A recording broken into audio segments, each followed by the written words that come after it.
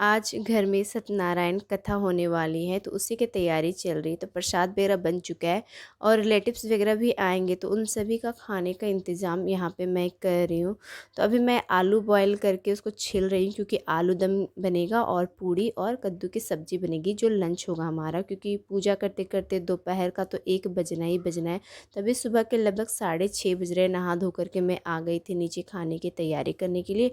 उसके बाद मुझे फिर जाना था अलता लगाने के लिए, क्योंकि मैं अलता नहीं लगाई हूँ और पूजा पाठ होता है ना तो अलता ज़रूर लगाते हैं। अब पंडित जी भी आ गए थे, वो पूजा की सारी तैयारी हो गई है और खाने पीने की तैयारी हो गई है। ज़्यादा कुछ नहीं, पूड़ी और आलूदम की सब्जी। तो अभी मैं आई हूँ अलता वगैरह लगाने के लिए और थोड़ा सा फ्रेश होने के लिए, क्योंकि बाल बहुत बिखरे बिखरे मुझे लग रहे हैं अभी।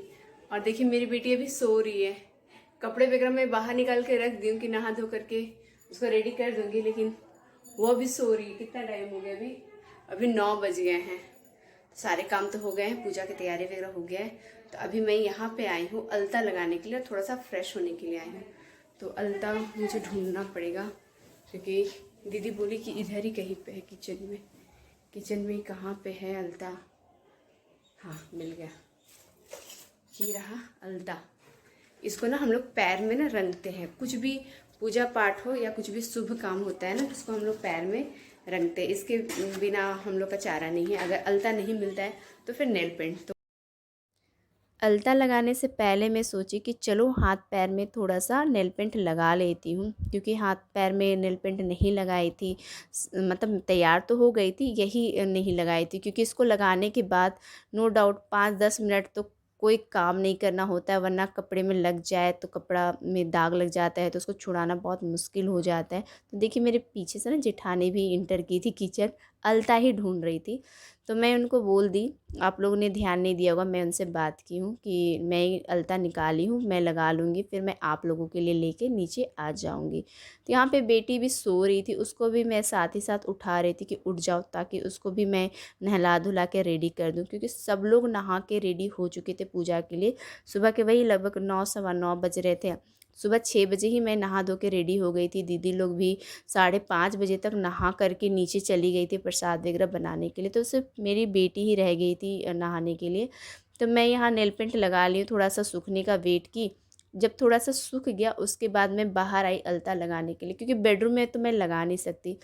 अगर बेडरूम में मैं अलता लगाऊंगी तो फिर बेडरूम के फर्श में वो लग जाएगा और रूम गंदा हो जाएगा। इसीलिए मैं बेडरूम से बाहर निकल के सीढ़ी के पास बैठ गई, क्योंकि अलता मैं लगाऊंगी तो नो डाउट थोड़ा सा तो फर्श पे लगना ही लगना है।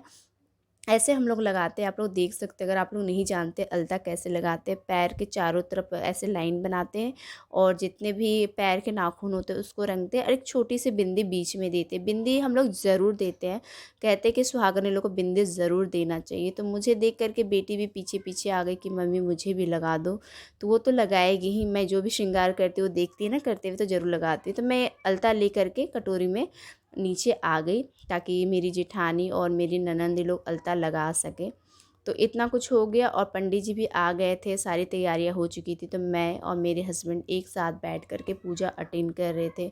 हवन भी अभी कर रहे हैं, आप लोग देख सकते हैं पूरे फैमिली वाले बैठे हुए हैं। तो सिर्फ हमारी फैमिली नहीं, मेरी सास की जो गोतनी है ना, मतलब मेरी सास लोग 5 गोतनी है, तो उनके फैमिली वाले भी आए हुए थे।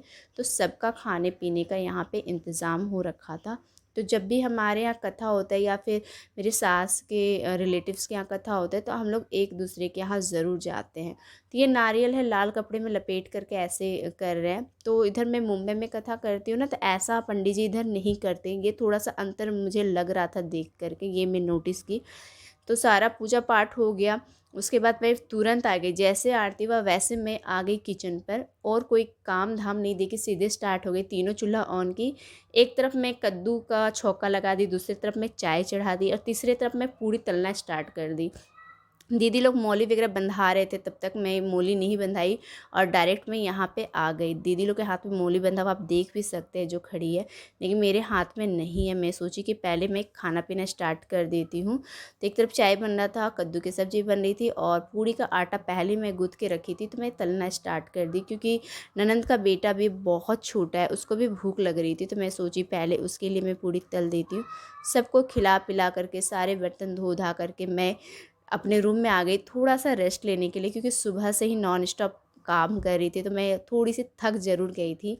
तो मेरे हस्बैंड मेरा ख्याल रखते हुए एज़ यूजुअल, जैसा कि वो हमेशा मेरा ख्याल रखते हैं, चाय और पापड़ लेकर के, खुद से पापड़ वगैरह सेक करके रूम तक लेकर के आए।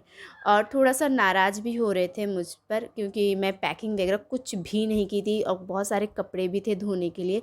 तो वही नाराज़गी ज़ाहिर कर रहे थे कि तुम अभी तक पैकिंग नहीं की हो और नेक्स्ट डे हमें मुंबई जाना है, तो कैसे करोगी? तो हुआ ऐसा था कि आज अचानक से पूजा रखा गया, मतलब कि रात को पता चला कि पूजा होने वाला है आज। तो हम लोग का प्लानिंग ऐसा था कि आज हम लोग पैकिंग करते और जो भी कपड़े वगैरह धोने थे, लेकिन पूजा अचानक से होने वाला पता चला रात को। तो सुबह सुबह कपड़े भी नहीं धोए, नहा धो करके मैं सीधे नीचे आ गई पूजा की तैयारी करने के लिए, तो कपड़े भी ऐसे पड़े रहे और पैकिंग भी कुछ नहीं हुआ। तो अभी शाम के ना लगभग 5 बज रहे हैं, तो वही था कि बाहर जाना भी था मार्केट, ननंद को लेकर के थोड़ी सी शॉपिंग भी करानी थी, मंदिर भी जाना था बच्चों को लेकर के, और पैकिंग करना था, कपड़े धोना था, और नेक्स्ट डे हमें निकलना भी था।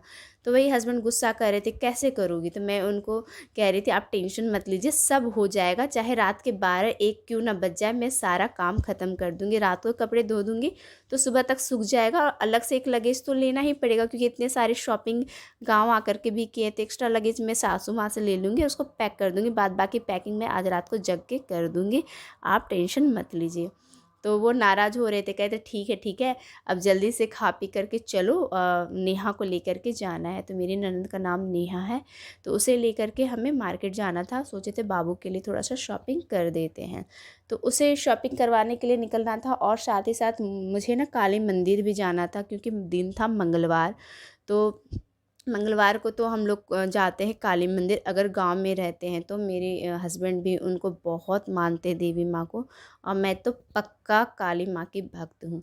तो जो भी लस्सी वगैरह के पैकेट थे, मेरी बेटी पी थी, उसको लस्सी बहुत पसंद है, वो सब पैकेट ले कर के, चाय का गिलास ले कर के मैं अभी निकल मैं गई जा रही नीचे। हूँ अपने सिस्टर इन लॉ यानी ननंद के साथ और अपने हस्बैंड के साथ मार्केट जा रही हूँ, थोड़ा सा शॉपिंग वगैरह करने के लिए। यहाँ भी आई थी, यहाँ पे सोच रही हूँ थोड़ी बहुत हल्की फुल्की शॉपिंग कर लूँ। मैं, मेरे हस्बैंड और ननंद तीनों बहुत अच्छे से शॉपिंग करके हम लोग घर आ भी गए, और दोनों बच्चे इंतज़ार भी कर रहे थे, तो दोनों बच्चों को लेकर के हम चारों मंदिर चले आए हैं। तो हम लोग प्रणाम कर रहे थे भगवान जी को, तो मेरी बेटी पूछ रही थी कि मम्मी ये क्या है, क्योंकि चारों तरफ भगवान जी थे, गणेश जी थे, शिव जी थे, विश्वकर्मा भगवान थे। तो कह रहे मम्मी ये क्या है, मैं टीका लगा रही थी, तो वो भी गौर से देख रही थी मम्मी ये क्या टीका लगा रही है। तो बच्चे कुछ भी ये सब चीज़ें देखते हैं ना, तो वो बहुत गौर से देखते हैं और सीखते भी है। तो अच्छी अच्छी चीज़ें ना बच्चों के सामने ज़रूर करनी चाहिए, अपने कल्चर को ज़रूर सिखाना चाहिए। तो हस्बैंड आवाज़ दे रहे थे कि दीप्ति इधर सुनो, तो मुझे पैसे दे रहे थे कि पंडित जी को दे दो दक्षिणा, क्योंकि हम लोग बिना दक्षिणा दिए पंडित जी का आशीर्वाद लेना सही नहीं समझते। कहते हैं कि पंडित जी को दक्षिणा दो और उसके बाद आशीर्वाद लेने से उनका आशीर्वाद लगता है, खाली हाथ अगर आशीर्वाद लेंगे ना तो आशीर्वाद नहीं लगता, ऐसा सुन